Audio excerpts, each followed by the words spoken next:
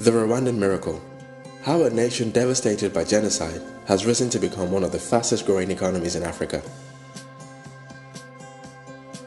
The 100-day period, from early April to mid-July 1994, would go down as one of the darkest periods in human history. The Republic of Rwanda, a small landlocked nation situated in the heart of the African continent, became the scene of a mass murder as tribal warfare between the Hutus and the Tutsis resulted in the deaths of an estimated 800,000 Rwandans.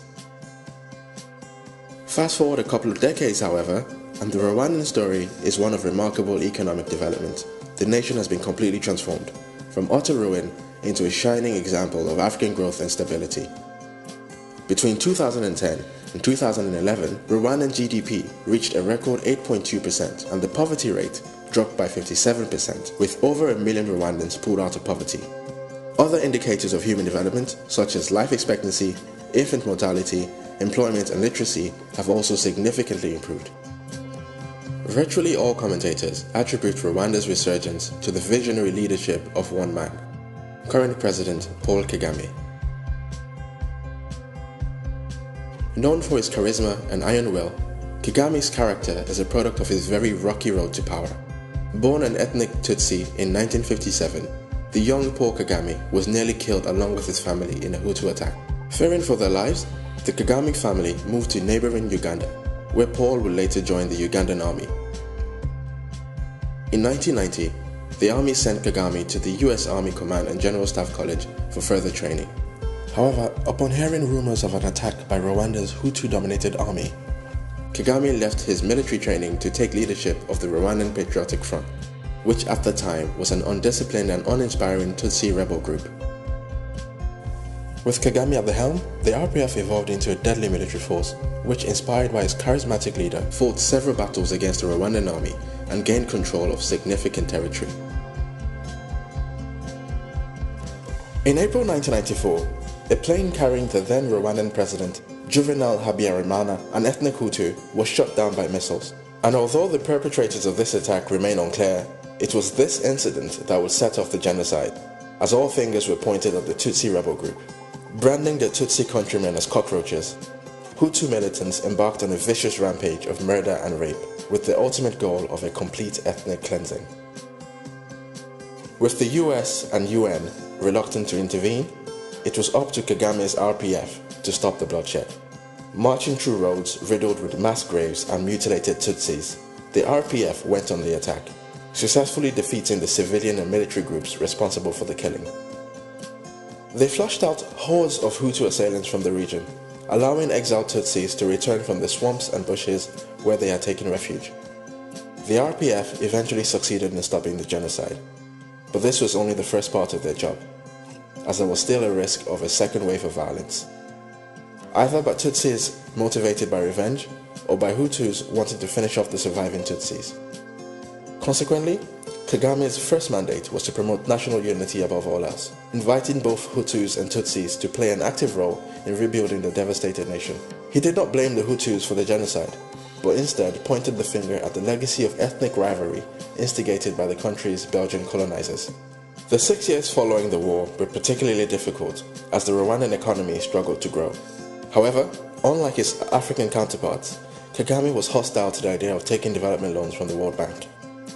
He envisioned a self-sustaining economy driven by domestic value creation and international trade. After years of research, study, and travel, Kagame managed to develop the set of principles and policies that would fundamentally transform his nation's economy. Rwanda's success under Kagame can be narrowed down to 3 factors. 1. Embracing free market enterprise. At the time of the genocide, Rwanda had no private sector as the government controlled virtually every part of the economy. However, this was not unique to Rwanda. As post-independence, most African countries had adopted Soviet-inspired socialist economic models. Pioneers like Julius Nyerere of Tanzania, Modibo Keita of Mali, Leopold Senghor of Senegal, and Kwame Nkrumah of Ghana were all proponents of African socialism, a romantic idea which held that the continent's resources belonged to the people, and therefore it was the role of government and not individuals to oversee the creation and distribution of wealth. To achieve this utopian vision, The African founding fathers instituted various government ministries to oversee almost every sector imaginable: education, healthcare, telecoms, technology, petroleum, labor, trade, housing, culture, information, transportation, and even sports. There was a minister for everything and anything. The practical result of this philosophy in Rwanda was the concentration of power in large government bureaucracies, which naturally attracted ambitious and power-hungry politicians. Under the tight grip of an inefficient, incompetent, and corrupt public sector, poverty, illiteracy, and poor health was the way of life for most Rwandans at the time of the 1994 genocide. Today, under the Kagame administration, however, the focus has been placed squarely on the private sector as the primary driver of the economy. The Rwandan government has greatly boosted its attractiveness for foreign direct investment by investing in its infrastructure, maintaining a stable currency, investing in education, and marketing itself to the world as a politically stable, low-risk investment destination. In 2008, the country also changed its language of education from French to English, so as to better equip its labor force for doing business in a global marketplace. Referred to as the country's CEO, Kagame has sought to build ties with global brands such as Google, Walmart, Chevron, and more recently, Arsenal Football Club. His efforts have reaped huge reward, as under his watch, Rwanda has seen consistent year-on-year increases in foreign direct investments. In the decade spanning 2007 to 2010, Rwandan FDI more than doubled, growing from an estimated $800 million in 2007 to over $1.6 billion in 2017. This has had a huge impact on youth unemployment, as most of this investment has been poured into labor-intensive sectors such as mining, agriculture, tourism, and construction. The spirit of enterprise has seeped into every level of Rwandan society. The country has a large informal sector, mainly composed of market vendors dealing in locally sourced food products. The nation's capital, Kigali, is now home to a growing community of successful young entrepreneurs, produced and nurtured by its various tech hubs and business incubators.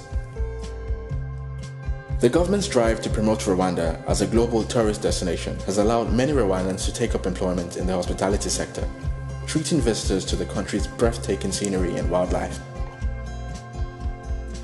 2. Cultural Revolution.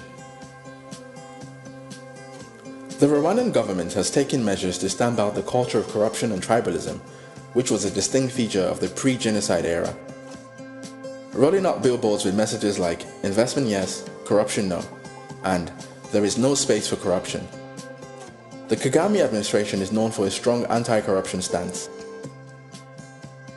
Taking accountability to the grassroots, Kagame reintroduced the pre-colonial practice of imihigo, which in Rwandan tradition was a process whereby community leaders would declare their objectives to the tribal chiefs and tribesmen, who in response would pledge to support them in achieving their goals. In its modern form, imihigo is an annual event where local mayors provide a statement of goals for the coming year, along with a report showing their progress on the objectives of the previous year. As a result of this and several other anti-corruption initiatives, Rwanda now stands out from other African countries as a remarkably honest place to do business.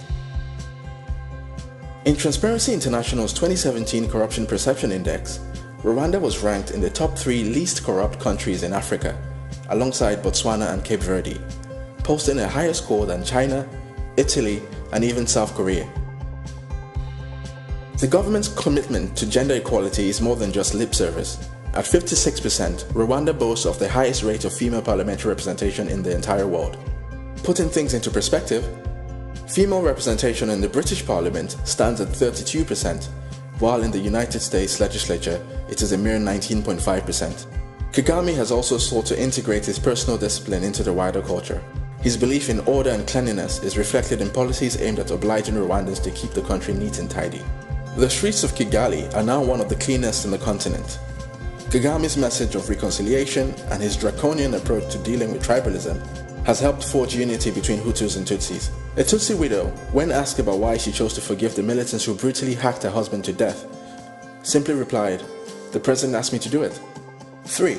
Targeted social welfare programs. Despite its embrace of private enterprise, the Rwandan government also recognizes the role to be played by the public sector in promoting the economic well-being of its citizens. Hence, the government has implemented a range of social welfare programs primarily aimed at the nation's poor. For example, through the Giringa program, the government provides cows to poor families living in rural areas. As these Rwandans tend to be subsistence farmers, these free cows bring major improvement to the living standards, serving as a source of milk for children and also as fertilizer for their crops.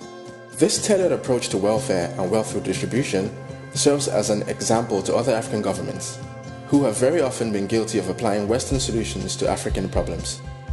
Beyond improving the day-to-day well-being of its people, the Rwandan government has also rolled out policies to help achieve its broader long-term ambitions. In 2000, Kagame launched his Vision 2020 development program, which aims to transform Rwanda into a knowledge-based middle-income economy by the year 2020. To achieve this objective, the government has dedicated a quarter of its annual budget towards education, raised the compulsory schooling age from 9 to 12, and revised the schooling curriculum to ensure a stronger focus on fundamental linguistic and technical skills. Kagame's achievements have won him global recognition and accolades. He was called a visionary by former British Prime Minister Tony Blair, while ex-US President Bill Clinton dubbed him one of the greatest leaders of our time. However, he's not without his detractors. Kagame is regularly accused of favoritism, human rights violations, and repression of dissenting voices. He was also accused of foul play in his last two re-election successes. Firstly in 2010, when he won by 93% of the vote, and more recently in 2017, when he won by 99%, following the enactment of a constitutional change which enabled him to run for an unprecedented third term. From a Western perspective, Rwanda's apparent democratic deficit under Kagame would be of serious concern. However, one must question whether the Eurocentric obsession with democracy is of any benefit to developing African nations with a deep history of monarchical rule. On a continent where most governments still struggle to fulfill basic functions such as providing infrastructure, education, and security, ideals such as freedom of speech and universal suffrage are surely nothing more than luxuries. Imperfect as he might be, Mr. Kagame's achievements in Rwanda place him head and shoulders above the vast majority of his contemporaries. There is clearly still a lot of work to do, with Rwanda's GDP per capita currently at a mere $2,100 compared to the world average of $17,300. However, with consistency, persistence, and encouragement, we can expect Rwanda to grow in leaps and bounds over the coming decades. Thank you very much for watching. This has been a New Africa Network production by KB Taiwo. For more videos like this, please subscribe to our channel, and if you would like to find out more about the Rwandan story, you can grab a copy of the book by Patricia Crisafulli and Andrea Redmond, Rwanda Inc., How a Devastated Nation Became an Economic Model for the Developing World. Links to the book are in the description below. Thank you very much, and until next time.